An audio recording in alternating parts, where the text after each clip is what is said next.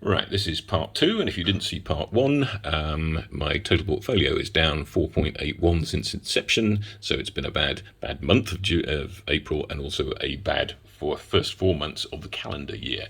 But you can hear that on video one if you want to hear the details.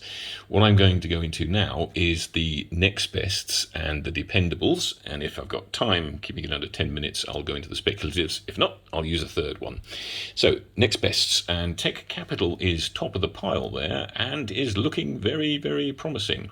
It is an investment company that is in touch with pretty much all the universities around the world, and it sells reports on university spin-offs, university products to customers, and it actually makes somewhere over £1 million a year selling those reports. So that's a bit of a core income which comes in and pays, I believe, 54% of their costs or such like. But most importantly, they of course get in on the ground when any new and an interesting product is produced by any university spin-offs, and they are currently in 4 of them. First one is Bellascura. That just announced on Friday that they are going to IPO on AIM, and if I've got my maths correct, Tech Capital will have 17%, unless they apply for some of the raised capital as well, in which case they'll have more, but if they don't, they'll have 17% of a company that's intending to float with a value intended to be in 50 to 55 million. Now, they make portable oxygen concentrators, highly topical with what's going on in India and other places around the world with shortage of oxygens. But these things, they are for COPD patients, and they are very portable. You can carry them around in a backpack, and you go mountain, well, not climbing, but walking with these oxygen so it actually gives quality of life without the bulk of the existing concentrators. And this has been FDA approved finally in the US.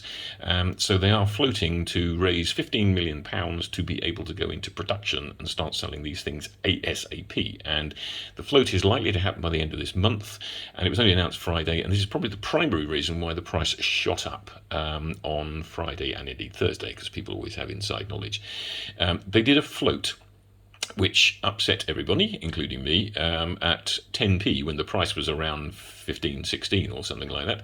And then, of course, the price dropped right back down to 10, which, all us complainers were then able to buy some at 10 stroke 11, which I did. Wish I'd bought more now, actually. And in fact, I actually took a profit from that on Friday as well. So I top sliced, and I will buy back in if it drops low. But I've got quite a few now. It's sort of nearly 5% of my portfolio. So of my others, it's quite a reasonable chunk. But I'm expecting that to be a lot higher. So I'm expecting to trade my way to higher amounts as time goes by. And my principle of trading is that I will top slice when it hits an all-time high or whatever target I set, and then I will set the targets then to buy back, and I'll keep buying back as it drops down. And the way the market makers work, that always happens. So that's what I've done with my most of my investments.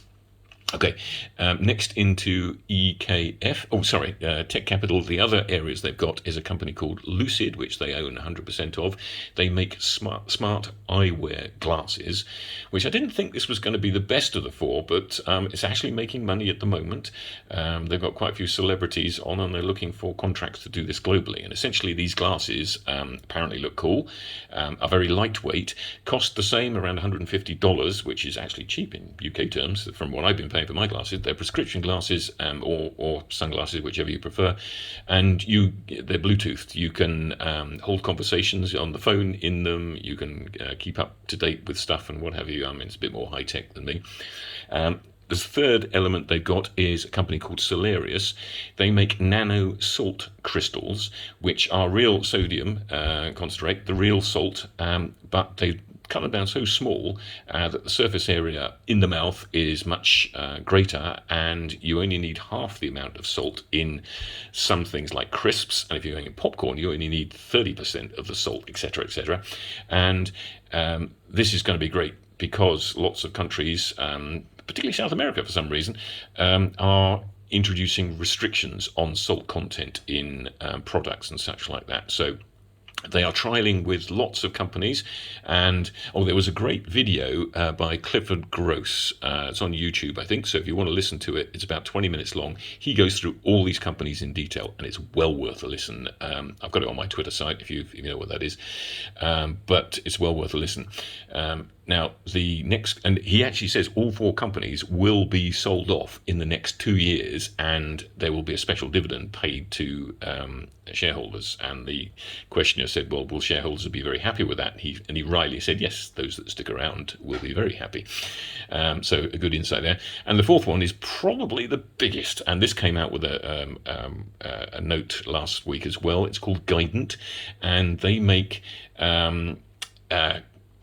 elements of electric cars. Now they have a center that they're setting up in Florida where you monitor electric cars. Now electric cars includes things like drones and stuff like that, and they are going to happen. Whatever people think about it, they're going to happen. It's going to be big in Florida, and Florida has just passed a law that says if you have an autonomous vehicle without a driver in it, then it has to be controlled by a control center. There are no control centers, and this is what Guidant has just had approval for and is setting up in Florida, and it is then likely to be going out. I think there are 7 other states which have similar legislation pending to Florida, and assuming it works, it's going to be massive. They also have the patent on shock absorbers, which apparently make electric cars go 70 miles further because they save the energy produced by these shock absorbers, and that's kind of one of the issues of electric cars as to how far they can go. So these are being tested by 2 vehicle manufacturers. So anyway, great potential there. And then finally, in the next best is Reach, which they came out with their trading update this week as well. They basically own all the newspapers, and more importantly, the local newspapers in Great Britain and a few abroad as well, I think. And they are going digital, and they have set a target of getting 10 million digital customers by the end of 2022. They announced this week that they're up to 6.2 million, so essentially they're well ahead of their target process. Their print and sort of non-digital elements suffered greatly because of COVID. And people weren't out buying regular newspapers, obviously. And of course, the advertising revenue related to that came down dramatically. So they're losing money on that side of the business.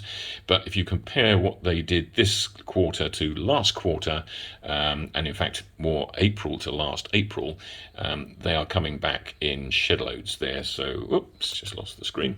Anyway, the results are very good. I bought it at £1 first off, and I've bought 3 or 4 times up there, so my average is 148. I've got it on my chart to take something when it gets to 365, so I probably will. Okay, I'm at the end of the next best bits, so I will stop there and come back with video number 3.